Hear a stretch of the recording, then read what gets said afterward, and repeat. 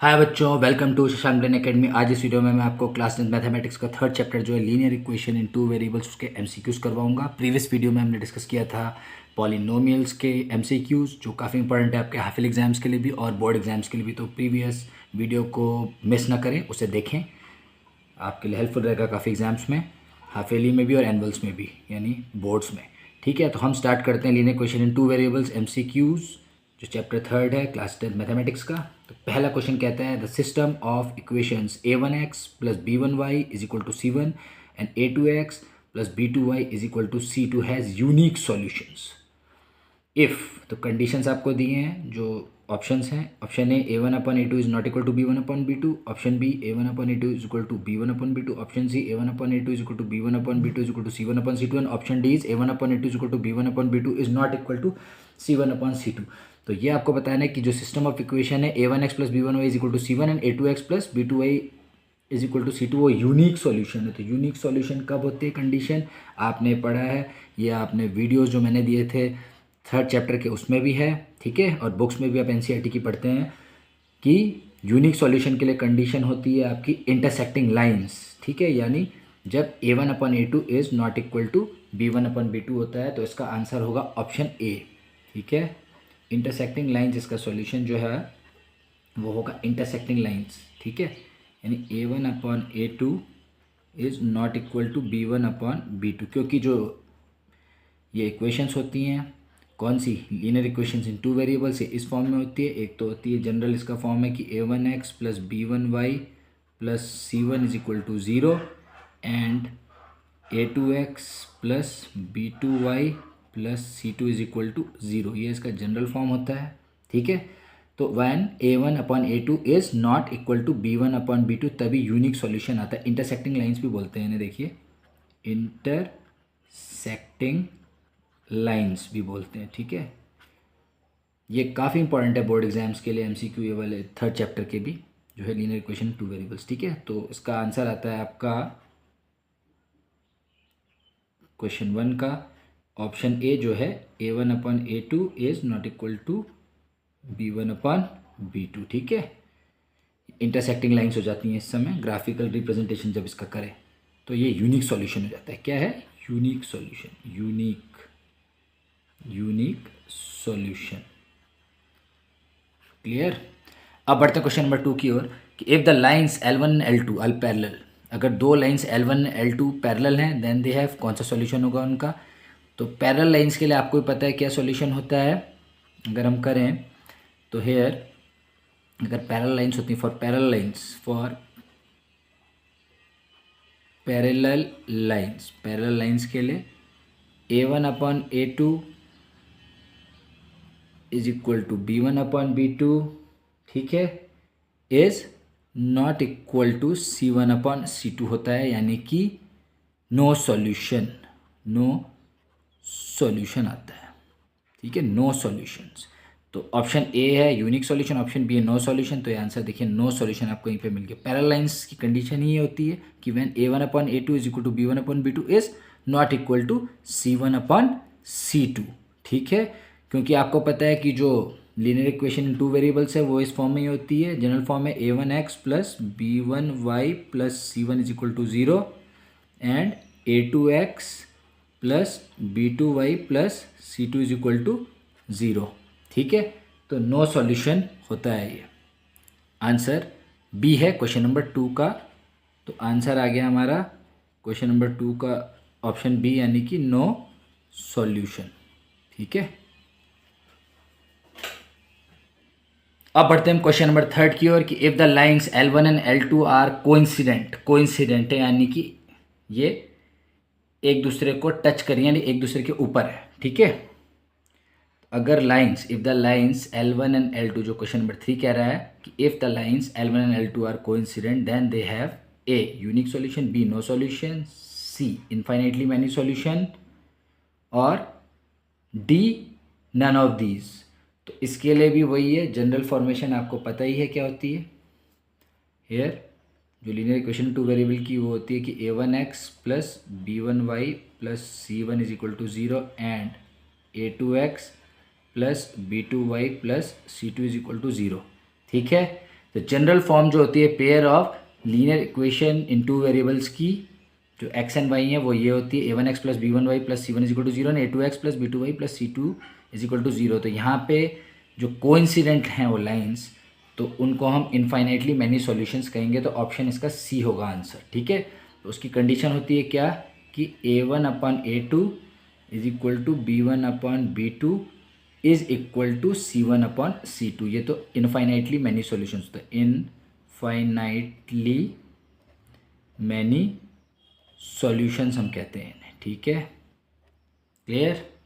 तो इसका आंसर हो गया हमारा 3 का ऑप्शन सी जो है, ये जो क्या है इनफाइनाइटली मैनी सॉल्यूशंस, ठीक है।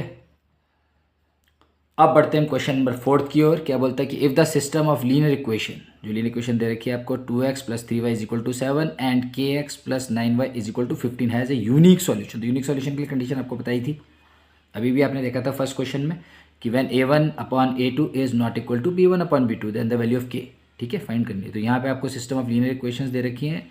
पहली दे रखी है आपको क्या, जो क्वेश्चन नंबर 4 है उसमें है इक्वेशन पहली वाली जो दी है आपको, वो दी है 2x plus 3y is equal to 7, ये फर्स्ट हो गई। एंड दूसरी है आपको kx plus 9y is equal to 15, ये हो गई इक्वेशन नंबर 2, ठीक है। ये दो दे दी आपको। अब बोला है कि has a unique solution, unique यानी कि a1 upon a2 is not equal to b1 upon b2, ठीक है, यानी इंटरसेक्टिंग लाइंस जो होता है, ठीक है। तो हेयर वी नो दैट, हमें पता है क्या, दैट फॉर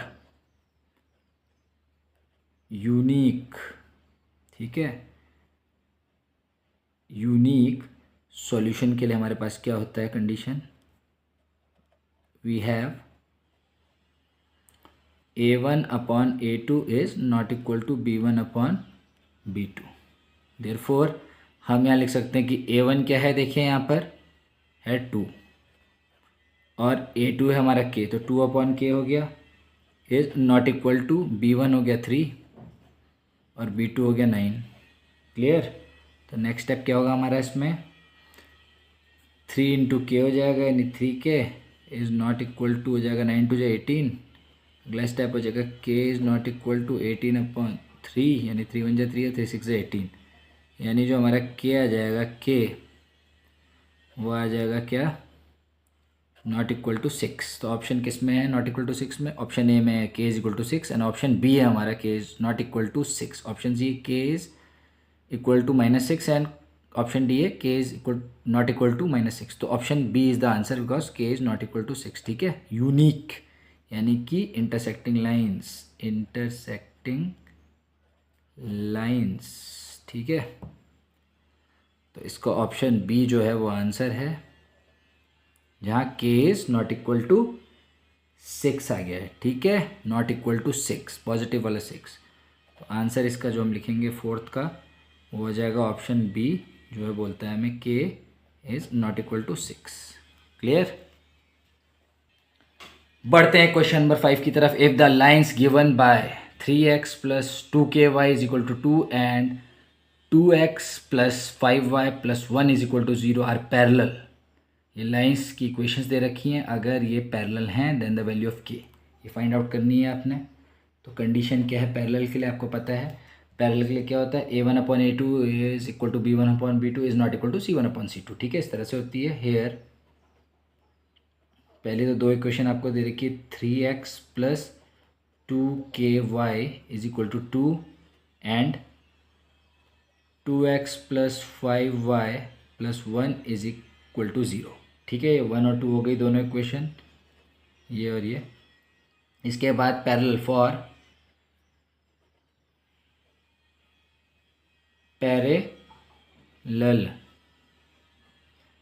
पैरेलल लाइंस के लिए क्या कंडीशन होती हैं,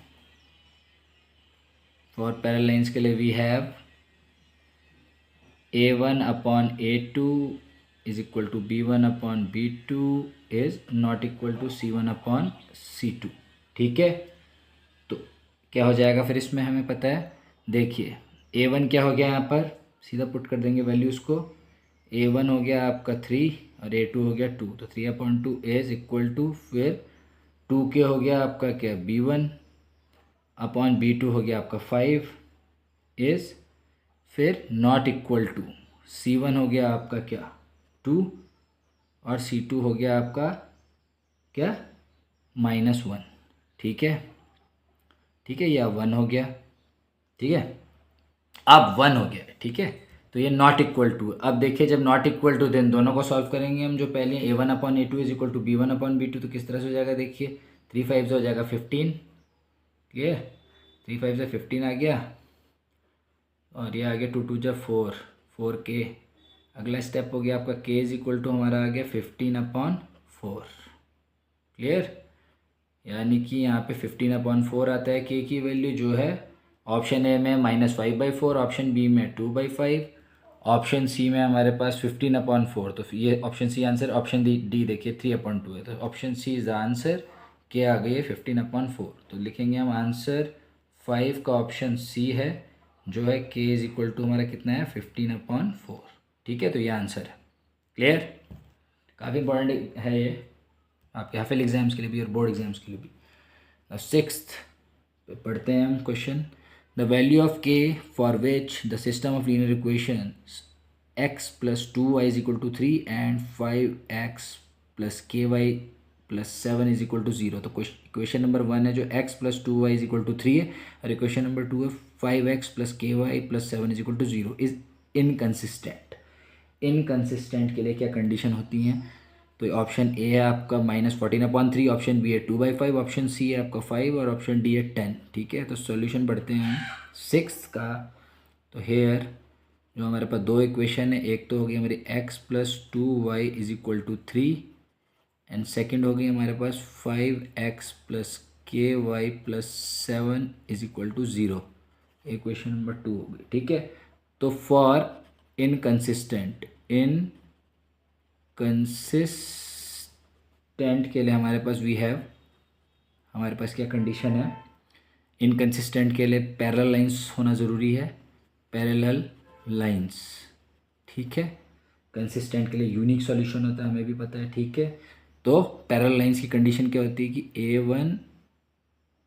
A1/A2 is equal to B1/B2 is not equal to C1/C2। ये कंडीशन होती है ना पैरेलल लाइंस के लिए। फॉर पैरेलल लाइंस, ठीक है, ये पैरेलल लाइंस के लिए होती है कंडीशन।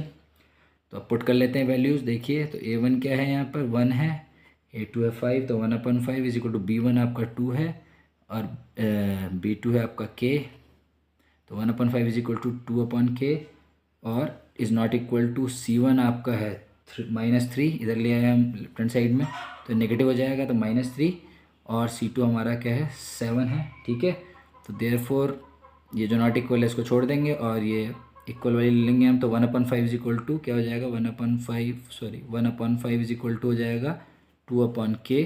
तो हम ले लेंगे यहाँ पे K × 1 यानी K1 जा K और 5 2 जा 10। तो देयरफॉर हमारे पास हैंस आ गई K is equal to 10 value आ गई। ठीक है, तो यहाँ पे कौन से ऑप्शन में है? डी में, तो डी हमारा आंसर है। ठीक है, ऑप्शन डी हमारा आंसर हो जाएगा। तो K इज इक्वल टू हमारे पास 10 आ गई है वैल्यू। क्लियर, तो इसका मतलब हम आंसर में लिखेंगे आंसर सिक्स्थ का डी पार्ट जो है कि K इज इक्वल टू हमारे पास आ गया है 10। ये हो गया आंसर हमारा। ठीक है, इस तरह से काफ़ी इंपॉर्टेंट क्वेश्चन। अब बढ़ते हैं हम क्वेश्चन नंबर 7 की तरफ, जो हमें बोलता है कि if ax + by is equal to a² - b² and bx + ay is equal to 0 then the value of x + y is. ये भी काफ़ी इंपॉर्टेंट क्वेश्चन है हाफिलीज के लिए भी, प्लस बोर्ड एग्जाम्स के लिए भी और प्री बोर्ड के लिए भी। तो इसे ज़रूर देखें और इसे प्रैक्टिस करें बार बार। ठीक है, तो किस तरह से इसके ऑप्शन देखिए। ए ऑप्शन है इसका a² + b², ऑप्शन बी है a - b, ऑप्शन सी है b - a और ऑप्शन डी है a² - b²। ठीक है, तो इसमें जो हमें पहली दी है हेयर गिवन, हमें क्या दिया है? पहली इक्वेशन जो है हमारे पास वो है ax + by is equal to a² - b²। तो क्वेश्चन नंबर 1 हो गई।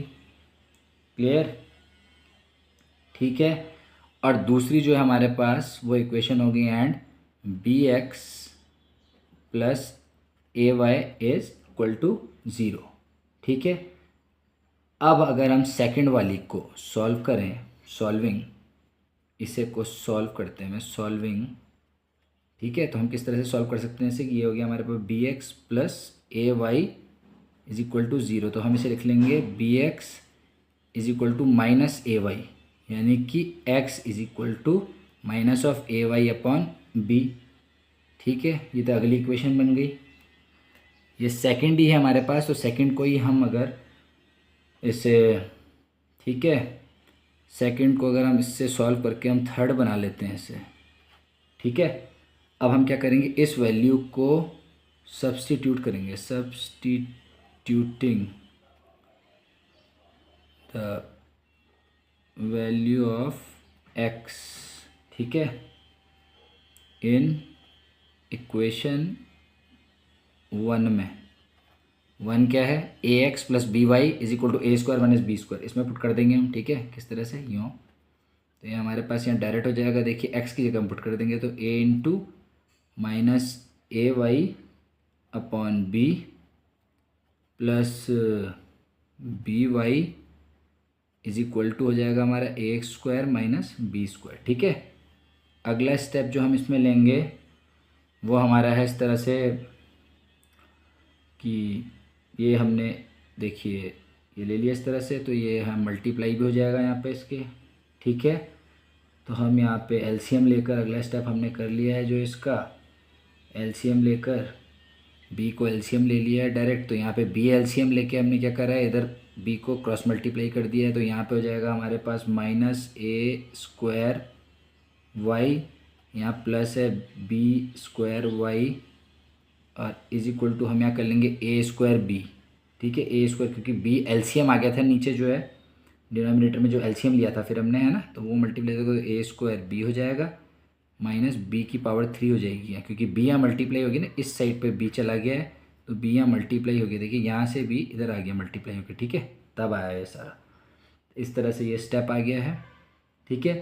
अगला स्टेप हमने जब बी को मल्टीप्लाई कर लिया यहाँ पर, तो उसके बाद हम क्या ले सकते हैं, यहाँ पे कॉमन ले सकते हैं। तो यहाँ पे हमने क्या ले लिया, माइनस वाई को हमने यहाँ कॉमन ले लिया, तो अंदर बचा ब्रैकेट में हमारे ए स्क्वायर माइनस बी स्क्वायर, क्योंकि माइनस वाई पूरा कॉमन आ गया ना, तो ये देखिए ये तो पॉजिटिव बन गया पहला वाला, और दूसरा वाला यहाँ नेगेटिव बन जाएगा पूरा।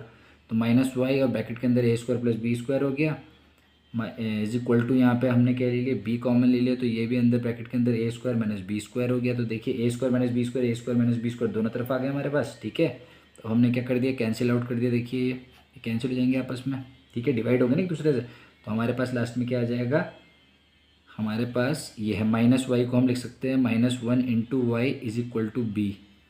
अगला स्टेप हम क्या लिख सकते हैं, वाई इज इक्वल टू, क्योंकि बी जो है वो माइनस वन से डिवाइड हुआ तो हम माइनस बी भी लिख सकते हैं ऐसे। ठीक है।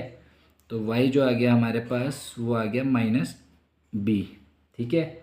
और एक्स जो हमारे पास है वो आ जाएगा ए। ठीक है, कैसे आएगा, एक्स एंड एक्स, और एक्स जो आएगा वो कैसे आएगा, देखिए क्योंकि बी जो है वो माइनस बी आ गया तो एक्स आ जाएगा minus A into minus B upon B.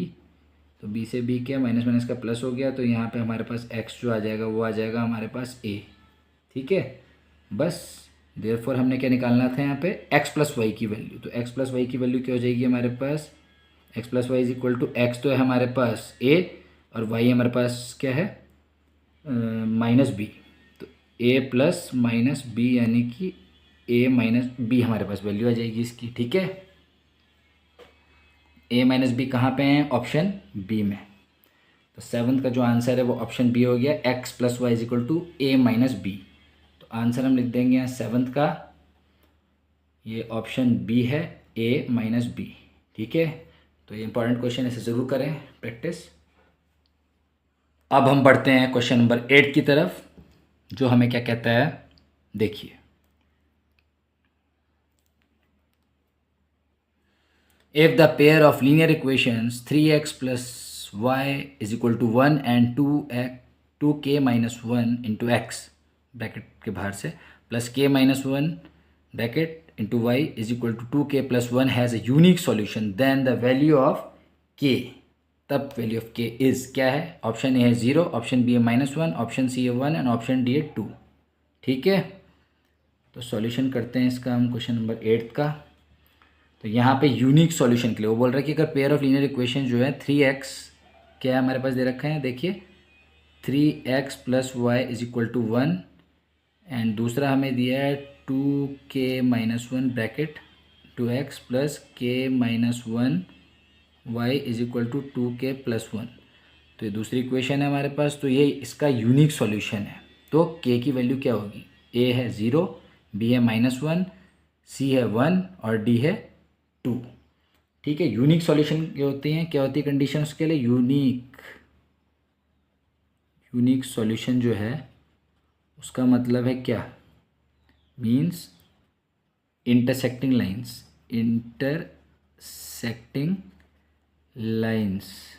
ठीक है, इंटरसेक्टिंग लाइंस है। इंटरसेक्टिंग लाइंस के लिए हम भी जानते हैं कंडीशन क्या है कि a1/a2 is not equal to b1/b2 होती है। ठीक है, तो हम यहाँ रख लेंगे a1/a2 क्या है? 3 हो गया a1 और a2 हो गया अपॉन 2k-1। ठीक है, 2k-1 हो गया, इज़ नॉट इक्वल टू क्या? 1 क्योंकि y जो है उसके साथ 1 ही है, मल्टीप्लाई अपॉन k-1। ठीक है, तो इस तरह से आ जाएगी कंडीशन हमारी। तो अगला स्टेप क्या होगा? मल्टीप्लाई हो जाएगा 3 किसके साथ? k+1 के साथ, k-1 के साथ, सॉरी k-1 के साथ। तो 3 × k-1 हो जाएगा ब्रैकेट के अंदर, इज इक्वल टू हो जाएगा हमारा क्या? 2k-1 × 1 हो जाएगा। तो हमारे पास जो आ जाएगी वैल्यू आ जाएगी लेफ्ट हैंड साइड में 3k-3 = 2k-1। तो फिर हम क्या कर देंगे? 3k में से माइनस कर देंगे 2k को और -1 में प्लस कर देंगे 3, क्योंकि ये इधर जाकर पॉजिटिव हो जाएगा और 2k इधर आकर नेगेटिव हो जाएगा। तो ठीक है, हमारे पास आ जाएगा k = 3 में से 1 गया 2, तो 2 आ गई। तो कहाँ है 2? ऑप्शन ए में 0, ऑप्शन बी में -1, ऑप्शन सी में 1 और ऑप्शन डी में 2 है। तो option D is the answer. तो यहाँ पे इसका आंसर जो होगा वो ऑप्शन डी होगा। तो आंसर हो जाएगा हमारा 8th का ऑप्शन डी जो है 2, यानी k की वैल्यू यहाँ 2 है। ठीक है, अब बढ़ते हैं हम क्वेश्चन नंबर 9 की तरफ, जो बोलते हैं कि if 7x + 9y = 42 and 9x + 7y = 22 then x + y is. तो हमें वैल्यूज़ निकालनी है। देखिए हमें क्वेश्चन दे रखी हैं 2। ठीक है, ऑप्शन ए है वो 1 बोलता है आंसर, ऑप्शन बी 2 बोलता है, ऑप्शन सी 3 बोलता है और ऑप्शन डी 4 बोलता है। तो हमें क्या दे रहे हैं कि इफ़ अगर 7x + 9y = 42 है एंड 9x + 7y = 22 है, देन x + y क्या होगा हमारे पास? तो हेयर हम क्या करेंगे? सबसे पहले देख लेंगे 7x + 9y = 42 है एंड दूसरा है हमारा 9x + 7y = 22। एडिंग कर देंगे, इसे 1 मान लो, इसे 2 मान लो। एडिंग इक्वेशन 1 एंड 2, इन दोनों को हम ऐड कर लेंगे। ठीक है, ऐड करने के बाद हमारे पास क्या आएगा? देखिए जैसे ये 7x + 9y = 42 है और 9x + 7y = 22 है। तो इन्हें हमने ऐड करके कितना आ गया हमारे पास? देखिए 16x तो आ गया प्लस 16y आ गया। 7x + 9x = 16 ही होता है और 9x + 9y + 7y = 16 ही है और = 42 + 22 64 है। तो 16 कॉमन लिया हमने, ब्रैकेट के अंदर x + y बचा = 64। तो हमने क्या करा? अगला स्टेप, ये देखिए 64 है ये ना, फिर यहाँ आ गया हमारे पास इस तरह से x + y = 64/16, यानी 16 4 जा 64 आता है ना टेबल में। तो x = हमारे पास बचा 4। तो देखिए कौन से ऑप्शन में x = 4 है? ऑप्शन डी में। तो आंसर हमारे पास आता है जो 9th का, वो आता है ऑप्शन डी की 4। ठीक है, अब बढ़ते हैं हम क्वेश्चन नंबर 10 की ओर। क्वेश्चन नंबर 10 हमें क्या कहता है कि the number of solutions of the pair of linear equations. 2 linear equations दे रखी हैं हमें, यानी पेयर दे रखा है उनका। पहली है x plus 2y minus 8 is equal to 0 and दूसरी है 2x plus 4y is equal to 16। तो उनके नंबर ऑफ सॉल्यूशंस हैव क्या है, कौन से हैं, ठीक है। ए है 0, बी है 1, सी है इन्फाइनाइटली मैनी एंड डी है नन। तो देखते हैं कंडीशन कौन सी लगती है इसमें। इक्वेशंस देख लेते हैं। हेयर हमारे पास है पहली इक्वेशन है जो पेयर दे रखे हैं, उसमें पहली है x plus 2y minus 8 is equal to 0 और दूसरी है 2x plus 4y is equal to 16, ठीक है। 1 और 2 हमारे पास ये हो गई है, क्लियर। इसके बाद हमने बताना है कि इनके नंबर ऑफ सॉल्यूशंस जो हैं वो हैं a 0 है, b 1 है, c इन्फाइनेटली मैनी है, d नन है, ठीक है। तो इसे हम सॉल्व करते हैं। पहले देख लेते हैं इसमें क्या है इन दोनों इक्वेशंस में। अगर हम a1/a2 देख लें तो वो हो जाएगा हमारा 1/2। फिर हम उसी तरह से b1/b2 देख लें तो वो हो जाएगा हमारा 2/4, यानी वो भी 1/2 ही है। और उसके बाद अगर हम c1/c2 देख लें तो वो -8/-16 ही है। इधर जाके -16 हो जाएगा, तो यहाँ पे देखिए माइनस से माइनस कटा, 8 1 8 2 16, ये भी 1/2 ही है। तो देयरफॉर हमारे पास आएगा a1/a2 is equal to b1/b2 is equal to c1/c2, यानी कि तीनों इक्वल हैं। a1/a2 भी 1/2 है, b1/b2 भी 1/2 है, एंड c1/c2 भी 1/2, तीनों पॉजिटिव हैं। तो इनफाइनाइटली मैनी सॉल्यूशंस आ गए, इनफाइनाइटली मैनी सॉल्यूशंस, ठीक है। यानी ये कोइंसिडेंट लाइंस हो जाएंगी, ठीक है। कोइंसिडेंट लाइंस भी बोल सकते हैं ना आप, कोइंसिडेंट लाइंस। तो a1/a2 is equal to b1/b2 is equal to c1/c2 are in infinitely many solution. ये कोइंसिडेंट लाइन हो गई, तो यहाँ पे सी ऑप्शन इसका आंसर है, इनफाइनाइटली मैनी, ठीक है। तो आंसर हो जाएगा 10th का सी, इनफाइनाइटली मैनी, ठीक है, सॉल्यूशंस। तो ये होता है क्वेश्चन नंबर 10th। और अगला वीडियो जो मैं लेके आऊँगा क्वेश्चन नंबर 11 से क्वेश्चन नंबर 20, सेम चैप्टर जो कि है आपका चैप्टर नंबर 3 लीनियर इक्वेशन इन 2 वेरिएबल्स, क्लास 10th मैथमेटिक्स का। काफ़ी इंपॉर्टेंट है बोर्ड एग्जाम्स के लिए। अलजेब्रा का एक काफ़ी इंपॉर्टेंट पार्ट है, तो इसकी प्रैक्टिस ज़रूर कीजिए आप। तो आपको वीडियो कैसे लगा इसे कमेंट सेक्शन में बताएं और मेरे वीडियो को लाइक एंड सब्सक्राइब करें। Thank you for watching.